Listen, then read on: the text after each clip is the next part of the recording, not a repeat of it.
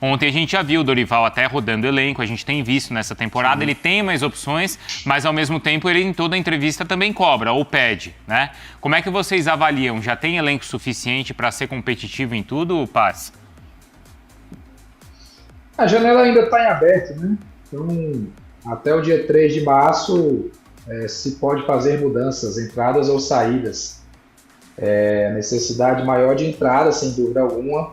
O Dorival conversa comigo diariamente sobre isso, ele está satisfeito com o que já foi feito, né? Com as contratações que já foram feitas. Eu lembro que quando nós começamos esse trabalho, em dezembro, na primeira ligação que eu fiz com o Dorival, a preocupação maior é se ia sair o transfer ban, né? Se ia sair o transfer ban para poder contratar pelo menos um jogador. E o presidente me garantiu desde o início que sairia e cumpriu com a palavra, como sempre, tem feito aqui conosco, e rapidamente conseguiu tirar o transfer ban e a gente pôde contratar dentro dessa realidade de custo zero. É o que a gente vem fazendo com o Corinthians, né? Dentro da realidade que foi passada de sustentabilidade, de reestruturação financeira. Então já chegaram em vários reforços. O elenco está mais encorpado, o Dorival tem mais opções, porém, como a janela ainda está em aberto, pode ser que a gente faça mais algum movimento aí para dar ainda mais qualidade e quantidade de peças, justamente para poder ser competitivo no máximo de competições, para poder, na quarta e domingo, ter time qualificado para buscar vencer qualquer jogo dentro ou fora de casa. Bruno, a sua pergunta. Coisa rápida, o Marcelo. Bom, primeiramente, bom dia, Marcelo. Você falou agora das potenciais possíveis entradas. Eu vou mudar um pouco a linha e entrar nas potenciais eventuais saídas. E começo perguntando rapidamente, são duas em uma, se André e Breno Bidon, vocês tiveram de fato nos últimos dias alguma proposta oficial ou abordagem oficial? E pensando no meio do ano, que é a principal janela na Europa, se vocês temem e acreditam que pelo menos um deles será negociado? Não teve nada pelo Bidon, pelo André sim, pelo André houve procura, mas o que eu posso garantir para o torcedor é que nenhum jogador sai agora. Né? Esses jogadores, principalmente André, Bidon e Yuri, não tem a menor chance de saírem agora, nesse momento, continuam no clube. Agora, na janela do meio do ano, não é temer não, é necessidade. O Corinthians precisa vender atletas. Eu falei isso na entrevista coletiva e vai ter venda. O Corinthians precisa vender atletas por uma questão orçamentária. Está previsto no orçamento um número de venda de jogador e isso tem que ser cumprido. Então, naturalmente, vai ocorrer alguma venda. Todo mundo lá dentro sabe disso, Dorival sabe, o presidente, que é o grande líder de todo esse processo. E então, naturalmente, vai ter, porque o clube precisa fazer caixa para honrar com seus compromissos. Hoje é um clube que está com tudo em dia com seus jogadores, com premiação. Foi pago já a premiação da Copa do Brasil, foi paga a premiação da Supercopa, salários estão rigorosamente em dias. Então, isso atrai jogadores. O que tem para trás é outra coisa. Aí são situações que o Corinthians vai resolvendo. Mas com esse grupo, a situação está ok e isso faz com que a gente possa desenvolver um trabalho com mais tranquilidade, porque a gente está prezando muito pela responsabilidade financeira, principalmente com o atual elenco, para poder dar resultado esportivo e poder gerar receita para o clube, para poder ir saudando as situações que ficaram para trás. Então, janela do meio do ano, muito provavelmente o Corinthians vai ter sim venda de jogadores. Tem um valor mínimo que vocês avaliam esses jogadores, André e Bidon, Paz? Se eu disser o valor mínimo, aí quem vem comprar já vem com menos, né? Então não vou aqui precificar o jogador, não seria uma estratégia inteligente da minha parte precificar o jogador aqui no programa de tanta audiência. Vamos dar um valor mínimo aqui, vai, Hernan. 40 milhões. Eu vou falar como pensa o torcedor do Corinthians. Como pensa? Bidon não sai por menos de 45 e o André, do jeito que tá jogando, é para bater 40. Eu tô pensando com cabeça de torcedor. E acho que cabeça de mercado... Eu acho que a gente tem que pensar também com cabeça de mercado. Porque qual foi a maior venda da história do Corinthians? A maior? 18 milhões de euros. Foi do Moscardo? Moscardo. Então. Foi o Moscardo. 18 milhões de euros. Então, mas espera aí. Esse é o teto do Corinthians para hoje. Claro que a gente tem que trabalhar para vender por números maiores. Entendi. Então, se ele falou em 20 e a gente está falando em 40, se chegar no meio termo é 30. Não, mas assim, o Moscardo era um jogador com um potencial muito grande. Hoje a gente vê que ele de fato teve lesão e tal, está tendo uma dificuldade no futebol europeu, mas eu entendo que a bola que o André está jogando, o que ele jogou na final da Supercopa, o Bidon do final do ano passado, para mim o que o Memphis, que é uma referência dentro do elenco, fala do Bidon, eu acho que é um patamar diferente em relação ao Moscardo, que sempre foi muito bom jogador. Menos de 30 não dá para conversar, né?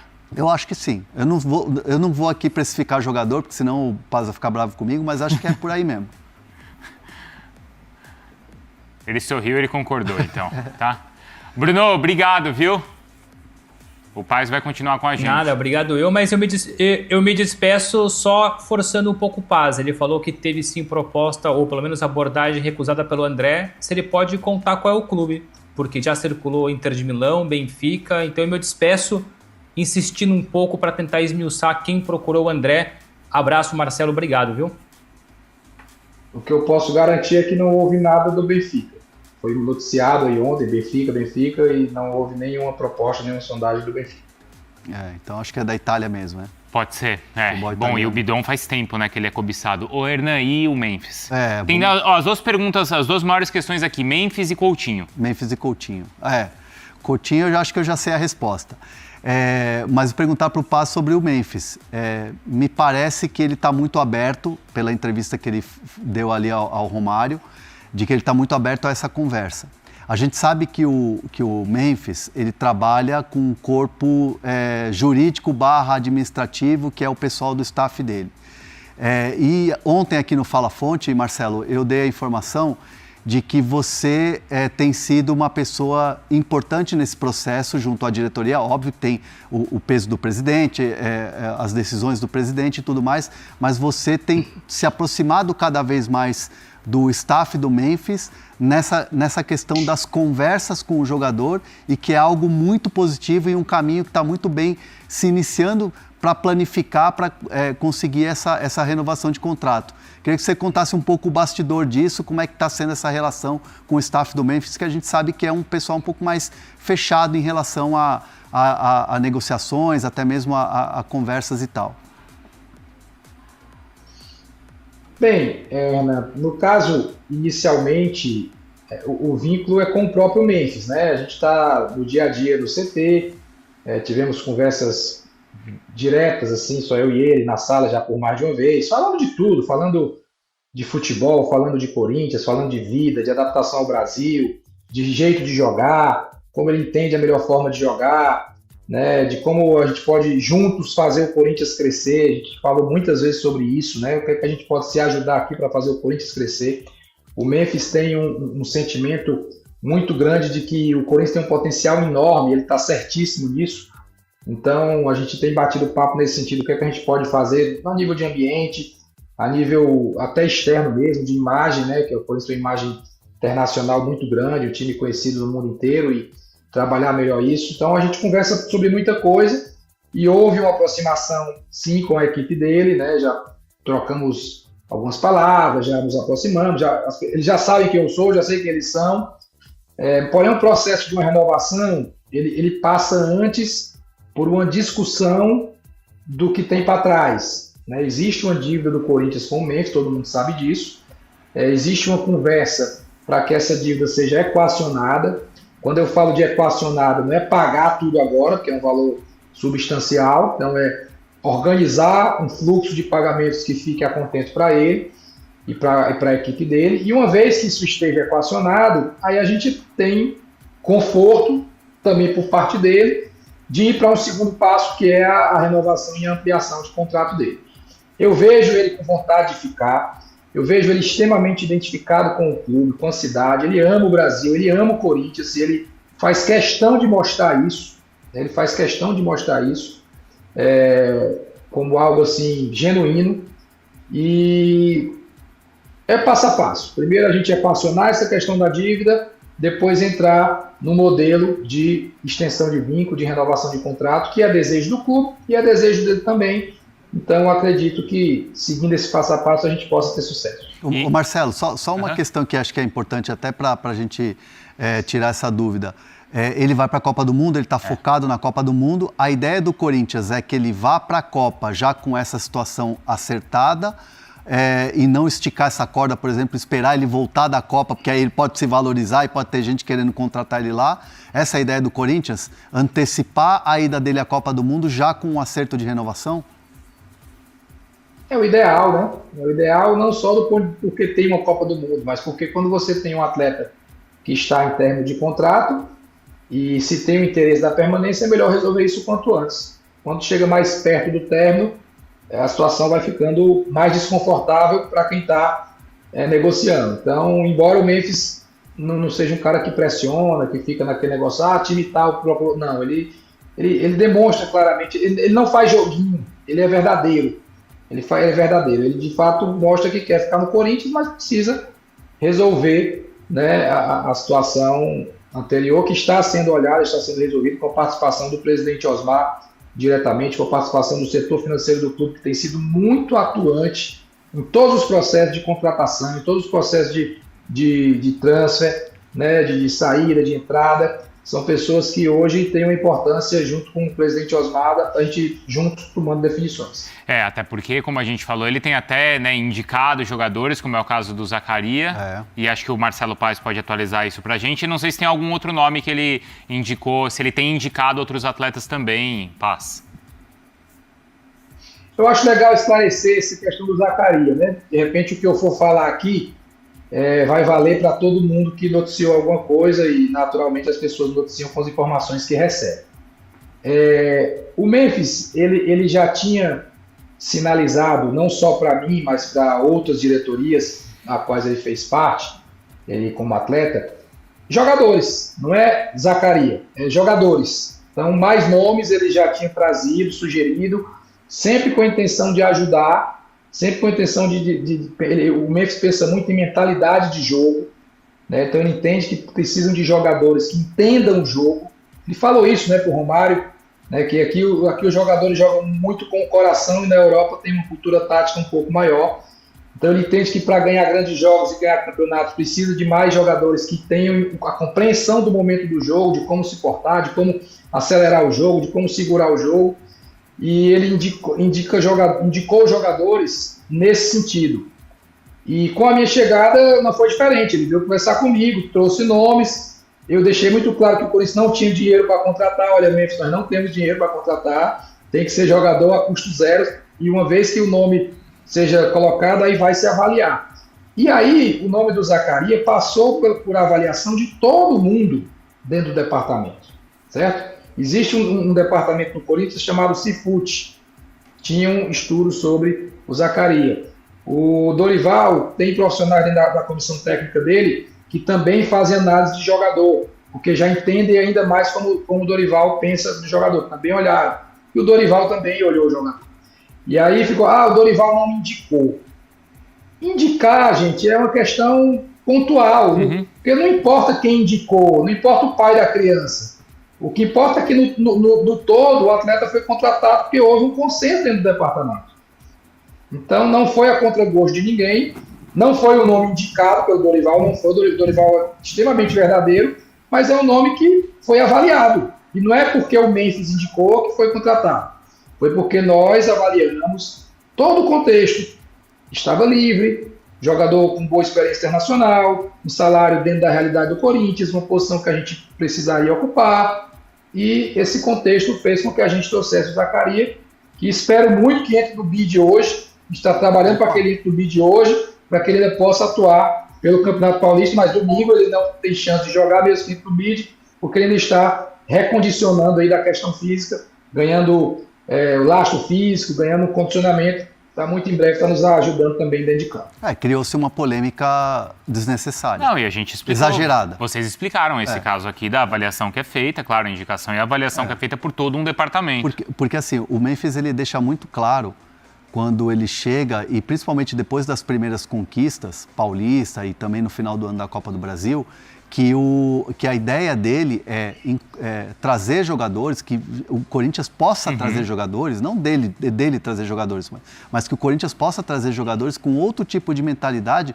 para ajudar na cultura Corinthians dentro do clube e na estrutura do clube. Porque assim, você traz um cara como o Zaccaria, você fala assim, é amiguinho do Memphis. É muito fácil falar isso. Não é isso. É muito raso falar isso. Aí um cara que chega aqui, começa a jogar, e não só a adaptação dele ao futebol brasileiro, mas também o cara trazendo ideias para um futebol brasileiro melhor. O Abel Ferreira bate muito nessa tecla. Ele fala de chegar aqui para melhorar o futebol brasileiro. E muita gente fala que é soberba do Abel. Eu entendo que é uma situação em que você traz alguém com uma mentalidade diferente que pode melhorar no futebol brasileiro. E acho que ficou muito claro para mim que é isso, nas palavras do Marcelo Paz. Foi bom que o Paz esclareceu agora, mas era aquela percepção e informação que a gente tinha também.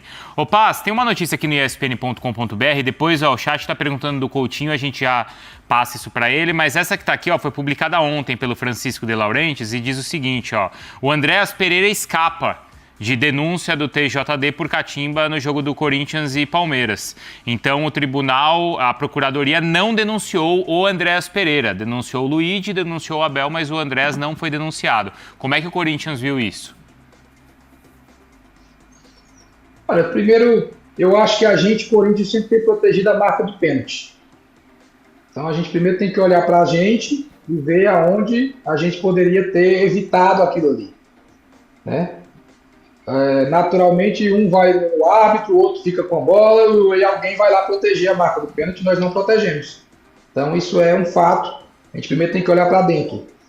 Eu acho que a conduta do Andréas não foi legal, né? Um jogador de nível internacional, um jogador de Premier League, de seleção brasileira, né? Acho que nem combina tanto com ele, mas ok, foi lá, fez e o Memphis escorregou. Não sei se escorregou pelo que o Andréas fez, não sei. Não dá para qualificar, mas ele escorregou, perdeu o pênalti, vida que segue, sem polemizar, né? Apenas dei duas opiniões. Eu acho que nós deveríamos ter protegido a marca do pênalti e que eu acho que o Andréas, um jogador do nível tão grande que não precisava de fazer aquilo. Mas é um grande jogador, vida que segue, sem polêmica. E se a procuradoria entendeu que não era para denunciar, vida que segue, vamos.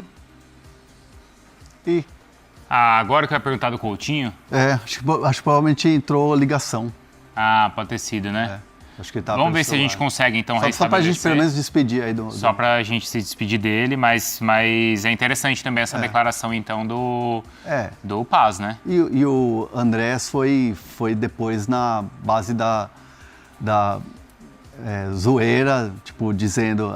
Como é que foi aquilo, Hernan, depois lá? Porque isso foi na quinta e você não estava aqui na sexta e a gente ficou nessa curiosidade, porque ele falou pra você que ele estava limpando a chuteira, né? Na hora, quando ele começa com um sorrisinho no canto de boca, eu já falei, bom, ele tá dando a versão dele, mas muito mais falando pro torcedor do Palmeiras, que adorou aquilo e vai deixar alguém chateado. E deixou o Corinthians, o torcedor do Corinthians, a repercussão. O Paz voltou aí. Voltou. Antes da gente despedir, então, Paz, tem a questão aí do Coutinho, que todo mundo está perguntando. E o Coutinho já trabalhou com o Dorival, tem espaço no Corinthians, não tem? Estão perguntando do Mastriani também. O Coutinho foi um jogador que o Dorival praticamente lançou no Vasco, né? O Dorival conversa muito aqui comigo e fala, o jogador tal começou comigo, ele tem uma memória muito boa dos diversos times que ele jogou, e ele lembra quem começou, quem passou por ele, e ele lembra lá do meio campo do Vasco. Se eu não me engano, na Série B, Coutinho, Alex Teixeira, Souza e Alan. Não o Alan que está conosco, o outro Alan. E é um atleta que o Dorival conhece, que o mundo inteiro conhece, mas não houve nenhum tipo de abordagem, nenhum tipo de diálogo, nenhum tipo de aproximação. Todo mundo sabe que ele rescindiu com o Vasco, mas não houve nenhum tipo de contato do Corinthians com ele até o momento. Então tá respondido. Tá respondido. E o Mastriani? Pode ser uma opção? Do chat, né? Pergunta do chat, também não. Também não que aqui o houve, chat pergunta, a gente vai tirando as dúvidas, viu? Conheço demais o Mastriani. Jogou no América Mineiro, Atlético Paranaense, um centroavante canhoto, mas não houve nenhum tipo de abordagem. Para fechar, eu queria só deixar uma última pergunta pro Paz. Eu sei que o tempo urge aqui, passa rápido. O gramado sintético ontem da Arena da Baixada, né, da Liga Arena. Muitos jogadores reclamaram, o Garro reclamou, o Memphis já não é a primeira vez, fala sobre a questão do gramado sintético. O Santos reclamou quando foi jogar lá. Como é que vocês avaliam isso? Existe alguma preocupação do Corinthians ou alguma reclamação, algum toque e tal? Porque o gramado da Arena, a gente sabe, é elogiado por quase que todo mundo que vai jogar lá, né? É um gramado muito bom, o Corinthians cuida muito bem do gramado da Neoquímica Arena. Como é que vocês viram o jogo de ontem e se cabe algum tipo de, não reclamação, mas alguma observação em relação a melhorias desse gramado lá de Curitiba?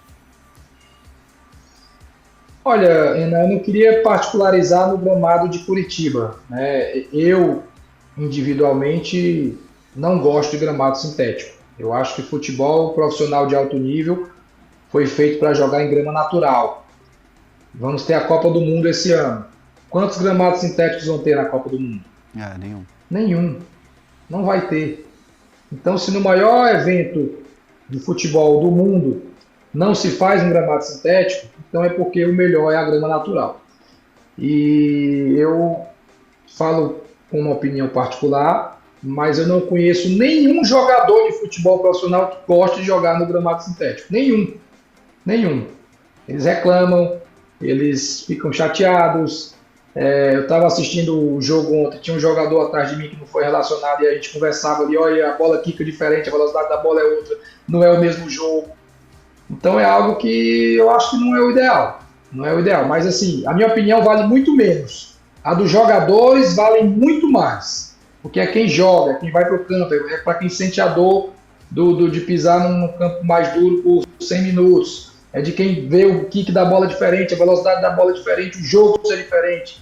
Então quem melhor pode opinar são os jogadores. Eu não conheço nenhum jogador de futebol profissional que diga é melhor jogar no sintético. Então acho que isso é que tem que ser levado muito em consideração. Ô Paz, isso que você ouve dos atletas, você trabalhou por muito tempo e com muito sucesso no Fortaleza e a gente sabe que o Castelão enfrentou por muitos anos o problema ali da condição do gramado. Do que você conversava com os jogadores, qual era a sensação deles e o que eles, acho que não é nem uma questão de preferir, mas onde eles tinham mais dificuldade, no sintético ou num gramado natural ruim? No sintético porque as dores são diferentes, né? As articulações doem muito mais, eles saem muito mais desgastados fisicamente de um campo sintético, indubitavelmente no sintético, o que não justifica ter gramado ruim. Claro. Aí é uma coisa diferente, realmente o gramado do Castelão durante um bom tempo foi um gramado que apresentou defeitos, do ano passado para cá já melhorou muito, mas eu sempre dizia lá, gente, para reverter essa imagem vai demorar demais, porque a imagem que se tem ainda é que é um gramado ruim, vai demorar tempo, né? Mas ano passado, se você ver, já melhorou bastante, não teve mais tanta reclamação, mas a imagem ainda fica de algo negativo. Porém, não há dúvida de que, para os jogadores, o pior tipo de piso é o gramado sintético. Isso aí é falado pelos jogadores que são os artistas do espetáculo. Que tem a opinião mais importante e relevante a ser ouvida. Vamos embora? É isso. Não, vamos agradecer o Paz aí. Obrigado, viu, Paz, pela participação aqui luxuosa no Fala Fonte. Volte mais vezes, a casa é sua. Eu que agradeço a oportunidade de poder falar com vocês, 3 jornalistas de mais alto nível, e a gente poder aqui contribuir, sempre buscando o máximo de transparência para o torcedor e para quem nos acompanha. É isso aí então, torcedor fiel do Corinthians, esse aí é o canal da ESPN que trouxe as informações do Timão, né, com o André Hernan e entrevista exclusiva aí com o Marcelo Paz falando tudo do Timão sobre possibilidade de reforços, né?